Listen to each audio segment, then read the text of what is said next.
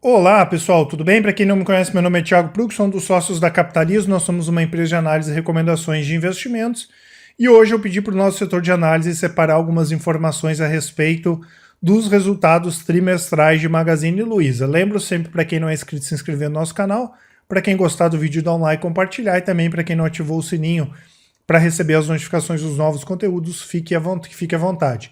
Vou deixar também aqui nos comentários o meu Instagram para quem quiser me seguir por lá. E até começando por esse título, né, pessoal, eu lembrei há pouco, quando eu comecei a investir, o Magazine Luiza da época dos dividendos, vamos dizer assim, era a Souza Cruz, né? Anos mais tarde ela fechou capital, saiu da bolsa, mas na época todo mundo queria saber qual era a nova Souza Cruz, que seria aquela empresa que ia pagar dividendos até mais gordos do que eles, né? E é normal isso a gente comparar ativos, mas mas vale a pena a gente lembrar que nem sempre uma empresa vai conseguir performar conforme a outra, né? Para quem conhece o case aí de Magazine Luiza sabe que as pessoas são diferenciadas, principalmente depois que o Fred Trajano assumiu a ponta da companhia, ela teve uma transformação digital absurda, né? Bem diferente daquela empresa que foi criada lá no final dos anos 50, que basicamente vendia eletrodomésticos.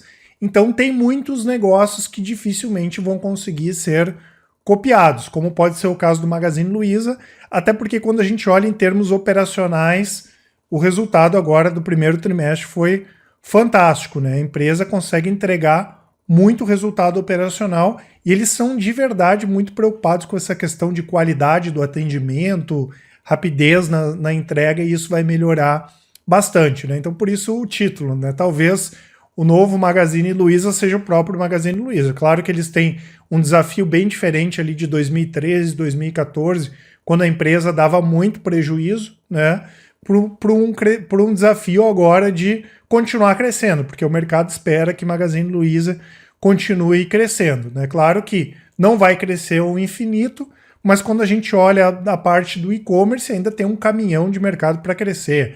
Eu acho que se a gente pegar o e-commerce de varejo total, o e-commerce de varejo perto do varejo total, deve representar 6, 7% das vendas. Não sei nem se está tanto assim. Ou seja, tem um caminhão de crescimento ainda, né? E tem muitas empresas de varejo, até fiz um vídeo falando da loja 100, né, que tinham várias lojas e não trabalham com e-commerce, né? Fora a questão do marketplace, então o Magazine Luiza pode ser sim o novo Magazine Luiza, a empresa pode continuar apresentando esse forte crescimento que vem apresentando aí nos últimos anos, tá?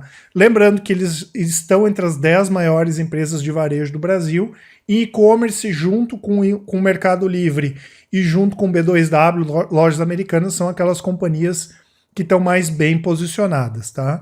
Em termos de resultados, pessoal, nós tivemos aqui vendas totais subindo 34%, saindo de 5.700 para 7.600, receita líquida subiu quase 21%, chegando a 5.200, o EBITDA caiu quase 16%, saindo de 395 milhões para 332, e o lucro líquido caiu 76%, saindo de 132 milhões para 30 milhões. E quando a gente considera os itens não recorrentes, o Magazine Luiza teve prejuízo de 8 milhões.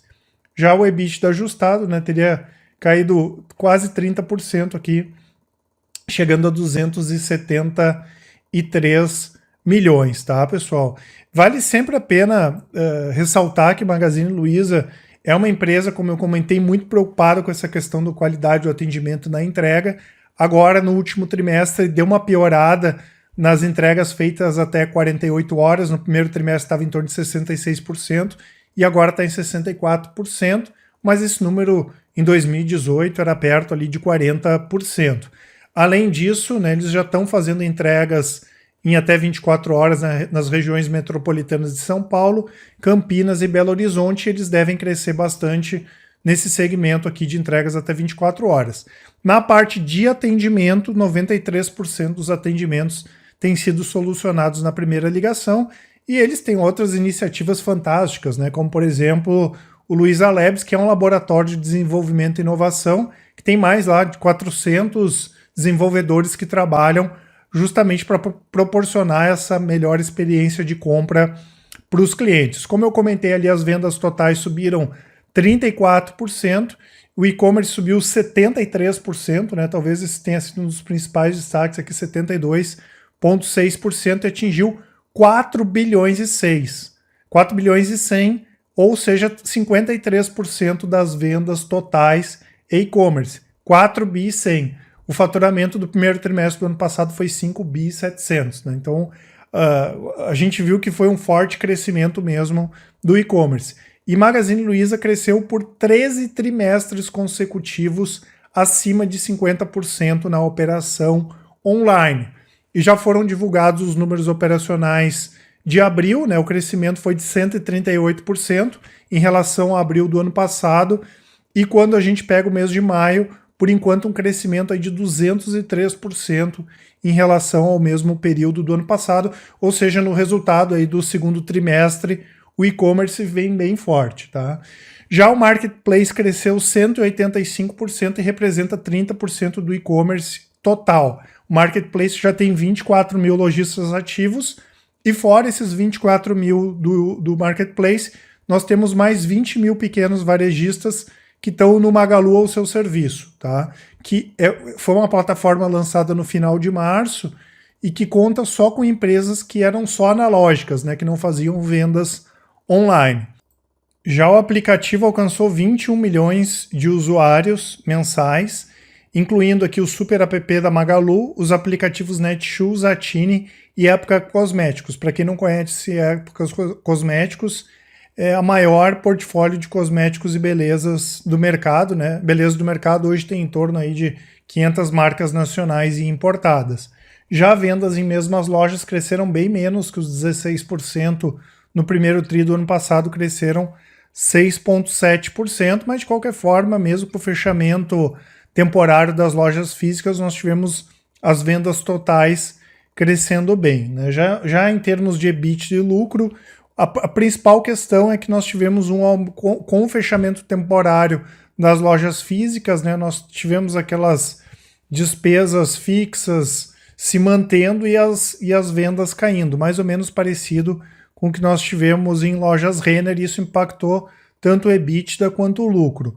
Já a Luizacred veio com bons números, tá? Os cartões Luiza cresceram 20,5% em relação ao primeiro trimestre de 2019, atingindo 5,3 milhões de cartões, e o faturamento total do cartão Luiza cresceu 22%, chegando a 7 bilhões de reais. Nós tivemos provisões de liquidação duvidosa, de perdas de crédito e liquidação duvidosa que também cresceram, né? Cresceram mais de 92%, chegando a 30 milhões, e com isso, né, nós tivemos aquele resultado 76% menor, lucro líquido batendo 30,8 milhões. Lembrando que se a gente considerar itens não recorrentes, como consolidação do Netshoes e investimentos adicionais em melhoria do nível de serviço, Magazine Luiza teve um prejuízo aí de 8 milhões de reais contra um lucro de 125 milhões do ano passado. E a empresa está numa situação de caixa bem confortável, posição de caixa de 4,6 bilhões no final de março. Lembrando que eles fizeram uma emissão de debêntures de 800 milhões de reais em abril e já tinham feito emissão de ações no ano passado, né? Até segundo a empresa, eles poderiam aguentar até 2 anos com todas as lojas fechadas.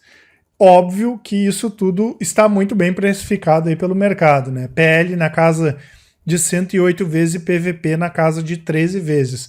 Inclusive, hoje eles devem ter ultrapassado os 100 bilhões de reais de valor de mercado. Ontem estava em torno de 98, então hoje ultrapassou aí os 100 bilhões de reais de valor de mercado. E lembrando que eles têm um desafio, que talvez seja um bom desafio, mas um desafio diferente de outras companhias, que é manter esses números aí ao longo do tempo, né? Claro que, apesar da parte operacional forte do e-commerce no segundo trimestre, os resultados líquidos não devem vir tão positivos comparados com o do ano passado, mas em termos de crescimento a empresa tem um futuro bem interessante. Já em termos de valorização das ações, pessoal, tem sido um dos destaques, aqui pegando desde 2011, quando a empresa entrou na Bolsa, considerando mesmo toda aquela baixa de 2014, 2015, 2016, as ações subiram 3.300%, contra uma alta de 32%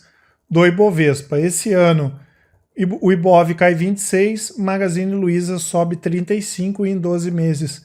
Magazine Luiza sobe 190% e o Ibovespa cai 9,9%. Tá certo, pessoal? Isso que eu queria passar para vocês. Como sempre, eu deixo aqui o link do site da Capitalismo para quem quiser conhecer mais um pouco a respeito dos nossos produtos. Nós temos o Top Renda Fixa, que são recomendações de renda fixa e tesouro direto.